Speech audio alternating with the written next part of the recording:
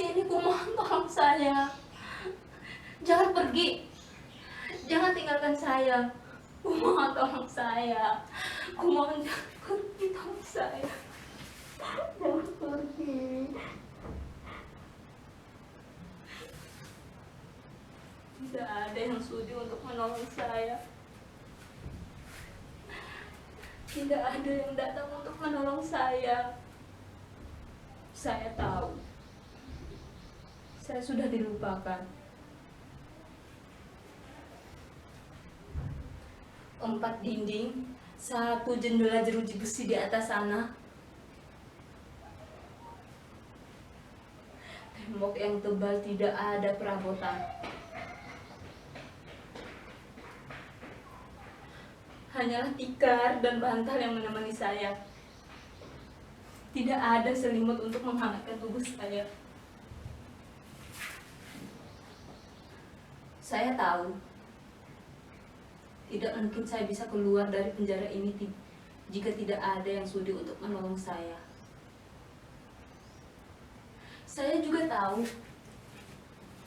tidak ada yang sudi menolong saya jika tidak ada mukjizat.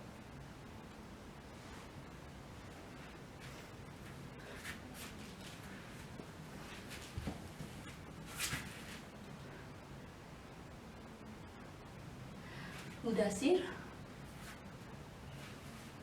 kamu Mudasir kan? Bagaimana cara kamu masuk ke kamar ini? Mudasir, kenapa? Kamu tidak kenal saya lagi? Saya Atika, istrimu. Dulu, kamu mengantar saya ke Jakarta. Kita berpisah di Bandara Soekarno-Hatta, Cengkareng. Kamu cerita di surat. Sehabis mengantar saya, kamu langsung balik ke kampung halaman, mengurus sawah. Sampai setahun lebih kita saling berkirim surat. Namun, setelah musibah datang, surat-suratmu tak datang lagi. Jangan pergi, Mudasir. Jangan tinggalkan saya. Apa saya sudah tidak memiliki daya tarik lagi? Dulu kamu bilang saya cantik. Ya, saya cantik. Kecantikan alami tanpa gincu dan bedak. Kamu sering bilang begitu. Ini saya, Atika. Saya tahu penyiksaan ini membuat saya tidak secantik dulu lagi. Kalaulah ada cermin di tempat ini, mungkin saya bisa tahu. Wajah saya mungkin seperti gombal busuk, bacin, dan tidak layak untuk dipandang. Kamu pasti jijik. Tapi Mudasir, kamu menikahi saya lahir dan batin kan? Kamu bukan hanya menikahi fisik saya. Kalaulah memang begitu, tolong saya. Kumohon tolong saya. Lepaskan saya dari sekapan ini. Lalu kita balik ke kampung halaman bersama-sama. Tidak perlu melapor kepada polisi, raja di raja. Tidak perlu melapor kepada Menteri Tenaga Kerja. Kita, warga negara Indonesia, bukan warga negara Filipina. Beruntunglah mereka yang berasal dari Filipina. Presidennya pun peduli terhadap nasib para tenaga kerjanya. Apalagi mereka yang bekerja di mancanegara. Kita, kalaulah banyak uang diperas sampai habis sumsum tulang. Tapi kalau ada musibah, pura-pura tidak tahu, diabaikan.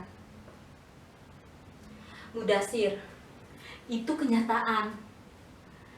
Kita binatang penghasil devisa negara. Sebutan pahlawan hanyalah slogan. bukan kenyataan. Hanyalah hayalan para birokrat yang duduk di atas sana dan dianggap mempunyai kesetiakawanan yang kuat terhadap para sesama warga negara. Sudahlah Mudasir. Berbicara tentang penanganan kasus tenaga kerja seperti saya membuat dada ini sesak. Lebih sesak dari dada kita yang kesusahan. Kenapa? Karena kenyataan yang terang benerang pun tidak diakui sebagai kenyataan. Ya, karena mereka malas untuk menanganinya. Tidak sudi, energi, waktu mereka dihamburkan buat kita. Karena tidak ada uang komisi yang berlimpah untuk setiap kasus penanganan para TKW seperti kita. Lagi pula, perlu kemampuan diplomasi yang hebat agar para pejabat kita diakui oleh para pejabat asing. Kenyataannya, para pejabat kita hanya dijadikan bahan tertawaan para pejabat asing karena dianggap malas, bodoh, tapi sok pintar. Problematika bahasa pun jadi hambatan. Mana bisa memenangkan perkara jika dilakukan dengan bahasa asing. Sebelum maju pun kita sudah kalah. Akibatnya, kita yang dikorbankan.